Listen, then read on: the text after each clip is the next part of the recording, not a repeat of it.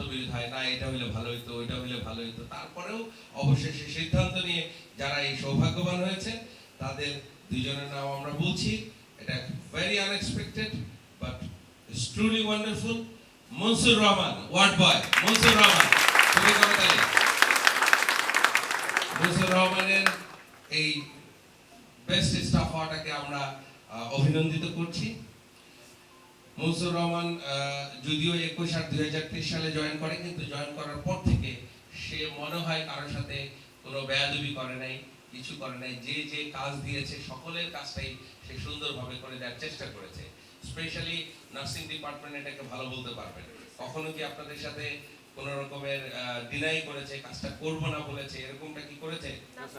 এবং পেশেন্টকে ট্রিটমেন্ট বা সার্ভিস দিতে গিয়ে সকলের যে মতামত এসেছে যে তার মধ্যে কোনো অনীহা ছিল না, এবং সে আন্তরিক ছিল, টাইমলি ছিল, সবকিছু মিলে সে ওয়ার্ড বয় আজকের বেস্ট স্টাফ নির্বাচিত হয়েছে। ওকে, এবার আসেন হচ্ছে আরো একজন 2021 সালে জয়েন করেছে, সেও ক্লিনার সেকশন থেকে এসেছেন, একজন খালা। কে হইতে পারে? না, সবার মধ্যে একটা ওই যে পিনপতন নিরবতা, যে কে হবে কে হবে। যাই হোক, তো বেগম তো থাকবেই, খালাদের নামে বেগম না থাকলে তা হবে না, ঠিক আছে। মুসাম্মদও আছে, কিন্তু মাঝখানে জমিলা যোগ করে দিলাম।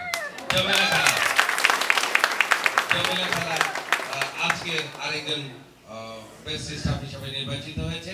দুজনের জন্যই রয়েছে ওই বিজ্ঞাপনের ভাষা ইত্যাদি ভাষা বলতে হয় ক্যা কসমেটিক্স এর সৌজন্যে, এরকম বলতে হয় কাজা পদ্ধতি মডার্ন হাসপাতালের সৌজন্যে বিশেষ পুরস্কার।